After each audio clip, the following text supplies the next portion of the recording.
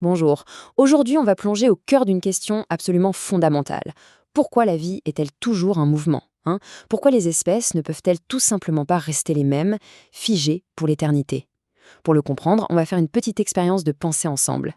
Pour vraiment piger pourquoi tout bouge, la meilleure approche, c'est de se demander l'inverse. Alors imaginons un instant un monde où l'évolution s'arrêterait, net. Un monde stable, parfaitement immobile génétiquement. Concrètement, qu'est-ce qu'il faudrait pour en arriver là? Quelles seraient les règles, les conditions à réunir pour atteindre cet état d'équilibre parfait? C'est notre point de départ. Allez, on se lance. On entre dans ce monde un peu étrange, ce monde hypothétique où une population serait comme figée dans le temps, se reproduisant à l'identique, génération après génération, sans le moindre changement.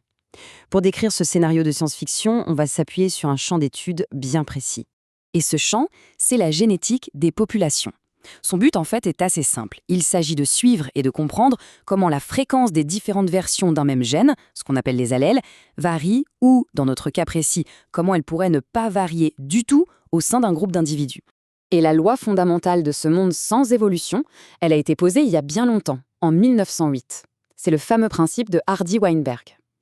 Ce qu'il dit, c'est que si certaines conditions très, très strictes sont réunies, eh bien la structure génétique d'une population ne bouge tout simplement pas. C'est notre modèle théorique de la stabilité absolue. Alors, quelles sont-elles, ces conditions de rêve? Il y en a 5. D'abord, zéro nouvelle variation génétique. Ensuite, tous les individus doivent avoir exactement les mêmes chances de survie. Troisièmement, les partenaires se choisissent au hasard, sans aucune préférence. Quatrièmement, la population est complètement isolée. Personne n'entre, personne ne sort. Et enfin, le bouquet final, une population de taille infinie pour que le hasard n'ait aucune prise. On se rend compte tout de suite que dans la nature, respecter ce cahier des charges, c'est juste mission impossible. Mais ce qui est assez fou, c'est que ce monde parfait, cet idéal théorique, on peut le décrire avec une formule mathématique. C'est en quelque sorte la signature, le code barre de cet équilibre génétique parfait. Regardons ce schéma pour voir comment ça fonctionne. Disons qu'on a un allèle, appelons-le grand A, avec une fréquence qu'on nomme P, et un autre allèle, petit a, avec une fréquence Q.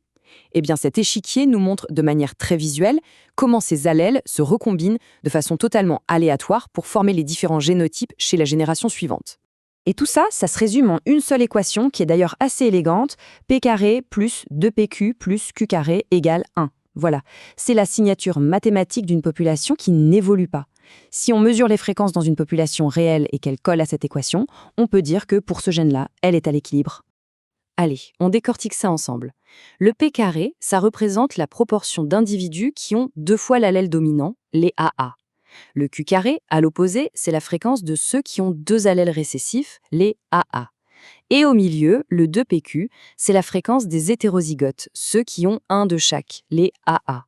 Et bien sûr, la somme des 3 fait 1, ce qui veut dire 100% de la population. Bon, on a bien rêvé, mais il est temps de revenir sur Terre dans le monde réel. Parce que justement, si les 5 conditions d'équilibre sont impossibles à maintenir, ça veut bien dire qu'il y a des forces en permanence qui sont là pour tout chambouler. Ce sont elles, les vrais moteurs de l'évolution. Et voilà une super illustration de ces grands perturbateurs. Ce sont les 5 forces qui, dans la réalité, viennent constamment casser le bel équilibre de Hardy-Weinberg. On a les mutations, la sélection naturelle, les accouplements qui ne sont pas au hasard, la dérive génétique et les migrations. Voyons un peu comment chacune, à sa manière, sculpte le vivant. La toute première force, la source de tout, ce sont les mutations. En gros, ce sont de petites erreurs qui se glissent au hasard lors de la copie de l'ADN et qui créent de nouveaux allèles. C'est la matière première brute de l'évolution. Sans mutation, il n'y aurait aucune nouveauté et l'évolution n'aurait rien sur quoi travailler. Ensuite, la sélection naturelle. Là, l'idée est simple, mais incroyablement puissante. Dans un environnement donné, certains allèles vont donner un petit avantage, que ce soit pour survivre ou pour se reproduire. Logiquement, les individus qui portent ces allèles gagnants vont avoir plus de descendants, et donc la fréquence de ces allèles va augmenter au fil du temps. Et ça, on le voit partout. Prenez l'allèle HBS, celui qui cause la drépanocytose. Il est bien plus courant dans les régions du monde touchées par le paludisme. Pourquoi? Parce que si on est hétérozygote, il offre une protection contre ce parasite. Un autre exemple frappant, les moustiques. Dans les zones où on utilise beaucoup d'insecticides, les allèles de résistance se répandent comme une traînée de poudre. C'est l'évolution en direct, sous nos yeux. La troisième force, c'est tout le contraire de l'accouplement au hasard. C'est la sélection sexuelle. Parfois, certains traits sont simplement plus séduisants. Pensez au plumage incroyable d'un paon. Même si ça ne l'aide pas à survivre, au contraire, les femelles préfèrent ça.